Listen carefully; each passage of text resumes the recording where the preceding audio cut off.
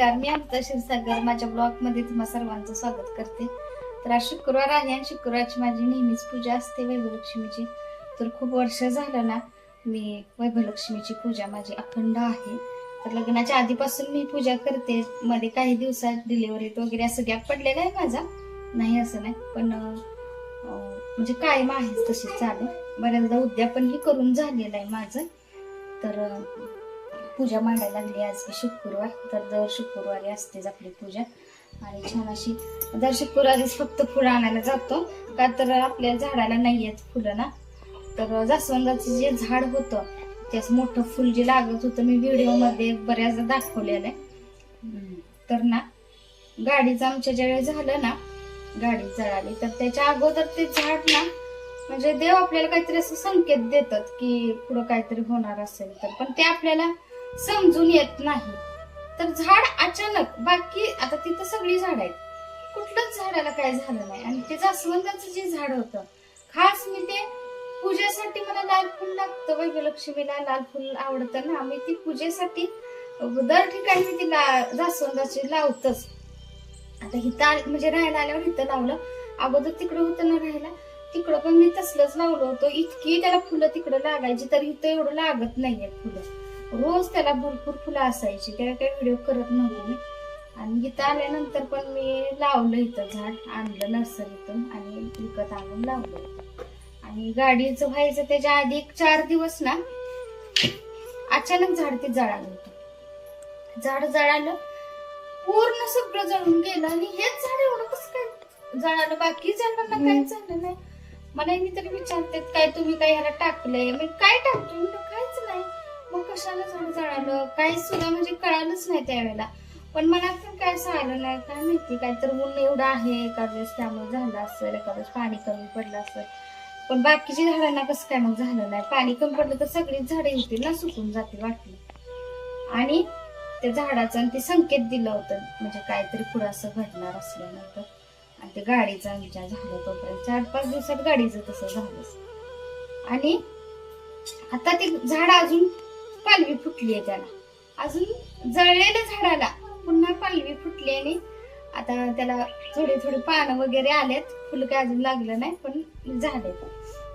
तर त्यामुळे मग काय झालंय सांगायचं की फुलं बाहेरूनच आणतोय, मग सुद्धा शुक्रवारच तेवढं बाहेरून आणतो फुलं, किंवा काय असं विशेष असेल तर त्यावेळेला. मग सारखं पण दुसऱ्यांच्यातनं जाऊन फुलं आणणं बरोबर वाटत नाही ना, म्हणून तसं काय फुलं घालावीच असं काय नाही.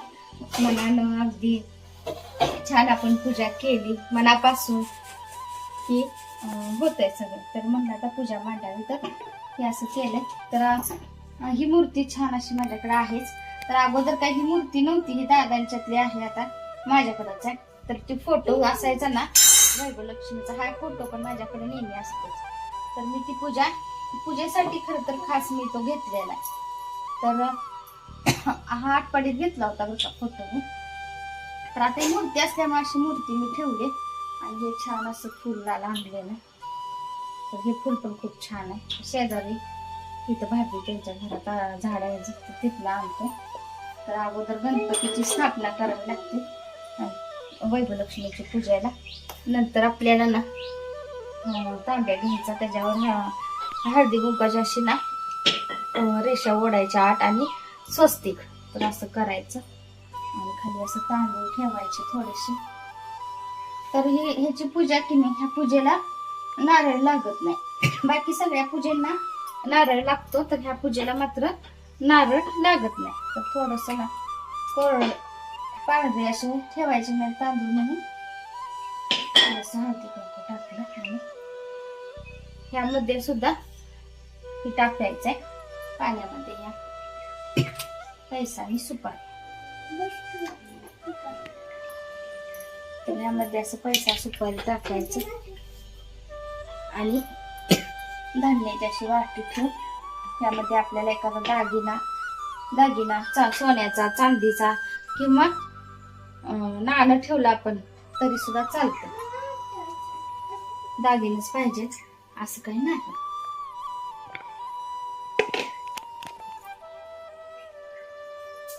तर आपल्याला सोन्याच्या दागिन्याची सुद्धा की नाही हळद कुंकू लावून पूजा करायची असते. त्याच्यावरती आपल्याला एखादं फूल ठेवायचं आणि पुस्तक. तर वैभव लक्ष्मीचं ना पुस्तक पण लागते आपल्याला. तर खूप जुनं माझ्याकडे ना असं पुस्तक आहे, ठेवते मी.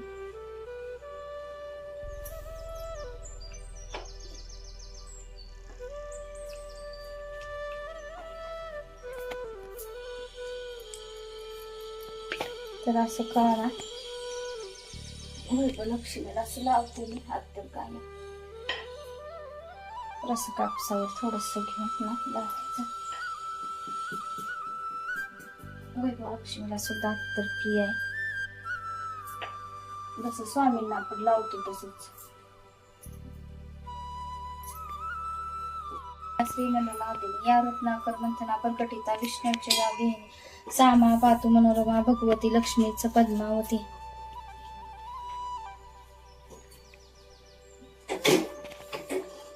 लक्ष्मीच्या व्रताची कथा. एक नगर होते, त्या नगरात सुमित्रा व सहदेव नावाचे नवरा बायको राहत होते. दोघे परोपकारी वृत्तीचे व दयाळू होते.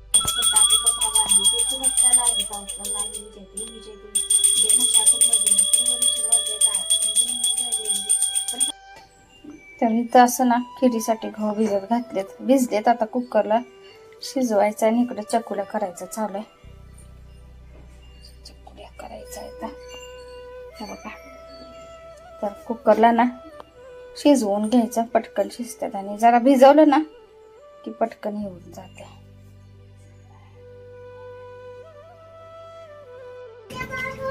तर बघा गहू चांगले भिजलेत. आता कुकरला लावायचे. तर खरं तर आज फक्त शुक्रवारसाठी खीर करायचं मी काढलं वैभव लक्ष्मीसाठी नैवेद्याला. इकडे होत्या चकुल्या तयार करून. तर इथे ना पाणी उकळायला ठेवले, कारण ना आपल्या खिरीत पाणी कमी झाले, कमी पडले. दीदीने कमी घातले पाणी. आता तूच घातलेस. पाणी उकळायला ठेवले. आम्ही गुळ पण चिरून ठेवलाय. लय असं घट्ट झाले. हे तुलाच नसून आपण अगं पकड की.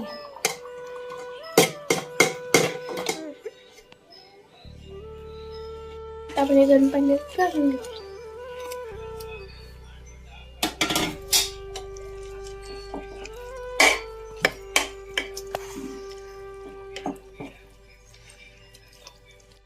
केले मस्त पैकी. आपल्याला गुळ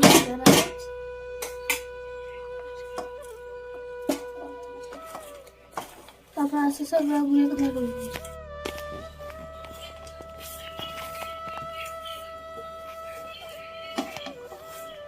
आता आपण याला गुळ घातलं, हलवून घेऊ.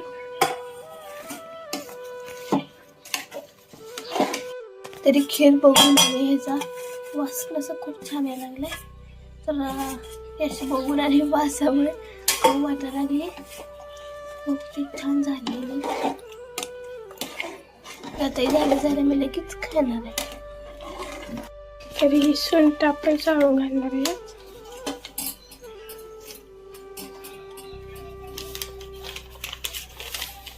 चाल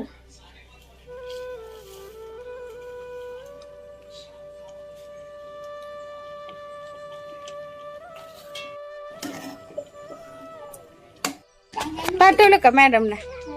रिझल्ट लागल्यापासून पाठवलंच नाही. मॅडमनी पण विचारलं नाही, त्यामुळे हिनं पाठवलंच नाही. आता मॅडमनी विचारल्यावर मग पाठवलंय. का तर ना मार्क नाहीच आहे, श्रेणी आहे. तर श्रेणी काही कशालाच नाही. क आहे, क 2 आहे का क 3 आहे?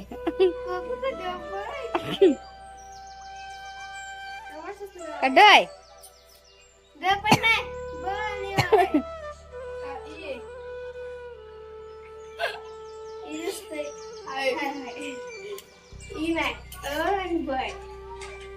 तर आता पाठवला रिझल्ट. आता येईल परत मॅडमचा पण.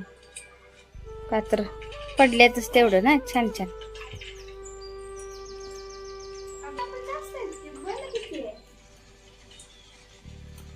होय बल जास्त आहे उगाच बाई मग पडलं.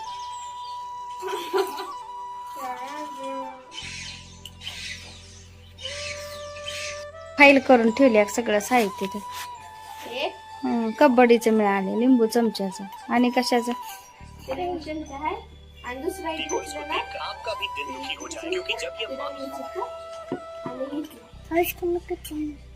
गणपतीचे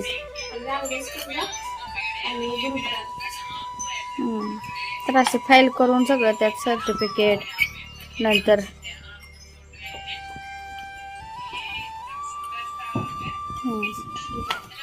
रिझल्ट सगळं ठेवले. चला वारं कसलं सुटलंय आता, आज अजून वारं. आणि अनुचा खेळणी अनुची खेळणी बघ अशी तिथंच असतात पायऱ्यांवर. चला ठेवलाय चहा करायला, तांदूळ बसल्या. लाईट बंद कर.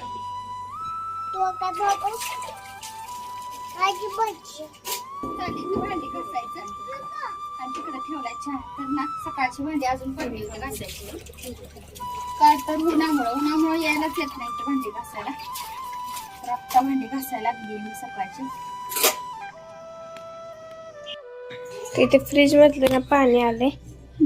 फ्रीज मध्ये बर्फ लय साठला होता म्हणून मी बटन दाबलं होतं डिफॉस्टरचं. तर हे बघा बर्फाचं पाणी सगळं आलं खाली. बरं आलं ते आलं नेमकं गव्हाच्या पोत्याखाली गेलंय सगळं पाणी. आता हे सगळं गव्हातलं काढायला लागतात. वरचं काढून खालचं सगळं आता मग वाळवत घालायला लागणार आहेत, नाही तर सगळ्या गव्हाचं नुकसान होईल मात्र होईल. तर हे असं असते बघा काहीतरी नुकसान. बरं थोडक्यात मी बघितलं म्हणून, मी जर बघितलं नसतं तर रात्रभर सगळं कल्याणच होतं गव्हाचं. ते भिजतच घातले आणि झालं असतं ग बसतो. चला आता ह्याचं काय तर केलं पाहिजे घ्यायचं.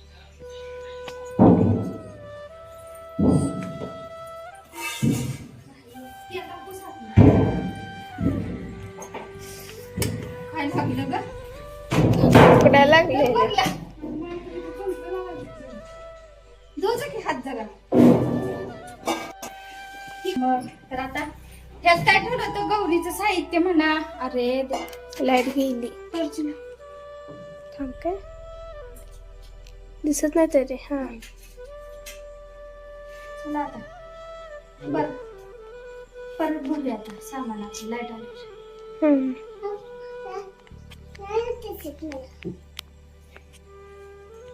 आली लाईट. इथं आता ठेवायचं. अगं वाजतेच ते. धान्य जादा घेतलं की साठवणूक व्यवस्थित त्याची करायला. ठेवल्या की नाही जर इकडून पाऊस आला त्याच्या खाली गेल तर भिजायचं टेन्शन नाही म्हणून विटत ठेवायचं.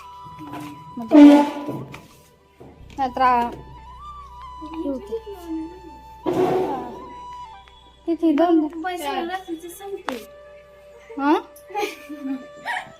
चाललंय भरायचं. दोघे मिळून तनु धरून बसल्या आणि दोघे भाऊ